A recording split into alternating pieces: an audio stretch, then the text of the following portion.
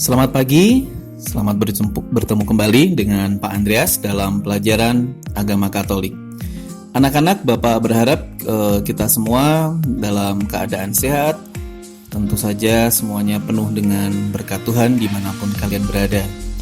Anak-anak semua, pada pelajaran kali ini Bapak ingin mengajak anak-anak untuk mengenal Yesus lebih jauh, yaitu tentang bagaimana Yesus mewartakan kerajaan Allah dengan menggunakan kata-kata.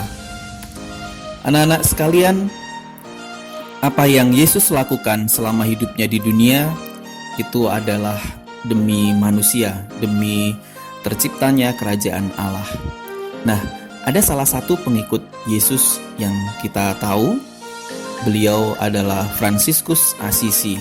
Masih ingatkah anak-anak pada kisah Fransiskus Assisi dengan serigala Gubbio, di mana pada saat itu Fransiskus Assisi berhasil menjinakkan serigala Gubbio dengan kata-kata. Dan ternyata memang anak-anak, sebenarnya kalau kita pahami, kata-kata pada dasarnya memiliki kekuatan yang luar biasa untuk menggerakkan siapapun dalam melakukan sesuatu. Dalam kisah Santo Fransiskus Assisi dan serigala Gubbio, kita tahu bahwa kata-kata Fransiskus bisa membuat yang ganas menjadi jinak, yang keras menjadi lunak. Anak-anak, kata-kata dari Yesus itu adalah kata-kata yang sebenarnya menunjukkan kebenaran yang asalnya dari Allah sendiri. Words have power, begitu kurang lebih. Kata-kata dari Yesus itu meneguhkan kita supaya kita tetap setia dalam melakukan kehendak Allah. Kadang-kadang muncul keraguan apakah hidup kita itu sudah pas, sudah sesuai dengan kehendak Allah. Maka ketika kita membaca Alkitab, kita membuka Alkitab, lalu kita menemukan kata-kata dari Yesus, maka kita di sana sebenarnya sedang dibimbing oleh Roh Kudus untuk tetap setia dalam melakukan kehendak Allah. Anak-anak, dari Injil, Yesus yang mewartakan kerajaan Allah dengan menggunakan kata-kata itu bisa kita telusuri melalui paling tidak ada 3 hal. Yang pertama adalah melalui nasihat-nasihatnya.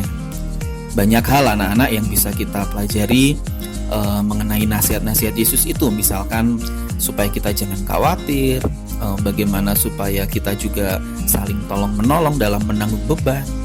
Kemudian yang kedua adalah melalui sabda dan ajarannya. Ketika anak-anak berdoa Bapa Kami, tahukah anak-anak bahwa itu sesungguhnya adalah doa yang langsung diajarkan oleh Yesus? Nah, di sini bukti bahwa Yesus pun sungguh hadir, nyata, mengajak kita untuk sungguh merasakan kehadiran Allah dalam doa Bapa Kami yang diajarkannya. Dan yang ketiga adalah cara Yesus mewartakan kerajaan Allah melalui kata-kata bisa kita telusuri melalui kisah perumpamaan. Dan pada pelajaran ini Bapak ingin fokus kepada bagian kisah perumpamaan itu. Kisah perumpamaan apa yang ingin Bapak ajak anak-anak untuk mendalami? Adalah kisah perumpamaan tentang penabur. Kalian bisa membuka Injil Matius bab 13 ayat 1 sampai dengan 23. Di buku cetak juga ada, anak-anak bisa mencari pada pelajaran 10 yang berjudul Yesus mewartakan kerajaan Allah dengan kata-kata. Anak-anak, ketika kita membaca perumpamaan tentang seorang penabur, kita akan menemukan banyak hal yang menarik yang di sini sudah Bapak rangkum. Nah, anak-anak, siapa yang dimaksud penabur dalam kisah perumpamaan itu?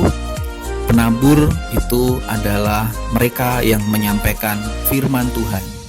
Yang menyampaikan firman Tuhan itu apakah harus selalu pendeta, harus selalu romo, harus selalu ustadz, harus selalu pemimpin-pemimpin agama? Tentu tidak. Siapapun bisa menjadi penabur, siapapun bisa menjadi orang yang menyampaikan firman Tuhan.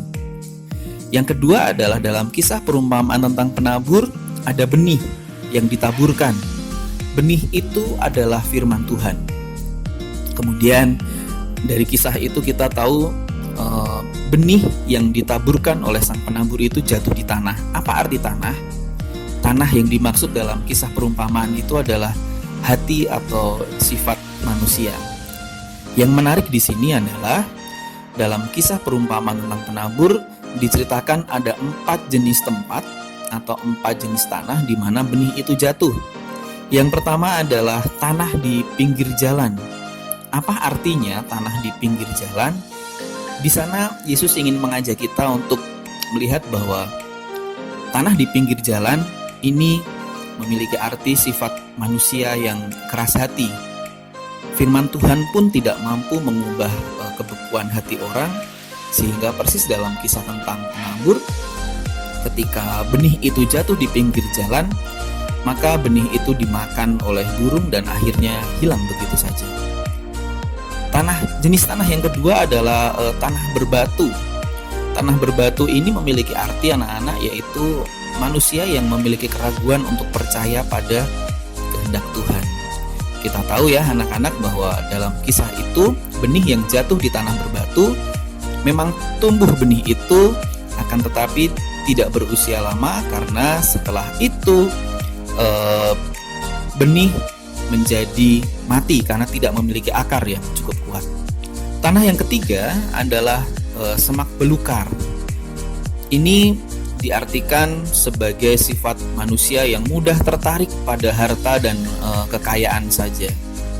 Memang benih itu tumbuh, benih itu hidup. Akan tetapi karena tertekan, karena semak belukar juga tumbuh bersamaan dengan benih itu, semak belukar menjadi lebih kuat dan benih itu kemudian menjadi mati karena memang tidak memiliki akar yang kuat. Coba bayangkan, sama kan dengan orang-orang yang mudah tertarik pada harta dan kekayaan saja, yang lebih mudah begitu saya tertarik dengan hal-hal yang menghibur daripada sabda Tuhan. Nah, yang tanah yang terakhir dalam kisah ini adalah tanah subur. Tanah subur itu melambangkan hati orang yang percaya, yang sungguh yakin bahwa kehendak Tuhan adalah jalan yang terbaik. Pertanyaan Bapak adalah, atau mungkin juga pertanyaan dari Yesus, di manakah kita anak-anak? Atau kita ini termasuk orang-orang yang seperti apa? Apakah seperti tanah di pinggir jalan, tanah yang berbatu, tanah yang penuh dengan semak belukar, atau tanah yang subur? Nah, anak-anak, kata-kata dari Yesus, kata-kata dari Tuhan itu sungguh seperti air yang menyegarkan manakala kita memahaminya. Maka berbahagialah mereka yang mendengarkan sabda Tuhan dan tekun melaksanakannya. Demikian pula kita anak-anak. Dalam kehidupan kita ini banyak hal yang ditawarkan oleh dunia ini yang kadang-kadang memang membuat kita silau. Tetapi kalau kita ingat apa yang Yesus ajarkan, kalau kita ingat apa yang Yesus nasihatkan, maka sesungguhnya tidak ada alasan bagi kita untuk jauh dari Tuhan. Nah, anak-anak, demikian pelajaran kita. Yesus mewartakan kerajaan Allah dengan kata-kata hanya akan menyatu dengan hidup kita kalau kita membuka Alkitab, kalau kita mendengarkan sabda Tuhan melalui berbagai media, dan mari kita percaya bahwa sesungguhnya kehendak Allah, kehendak Yesus adalah yang terbaik untuk kita. Selamat belajar, Tuhan Yesus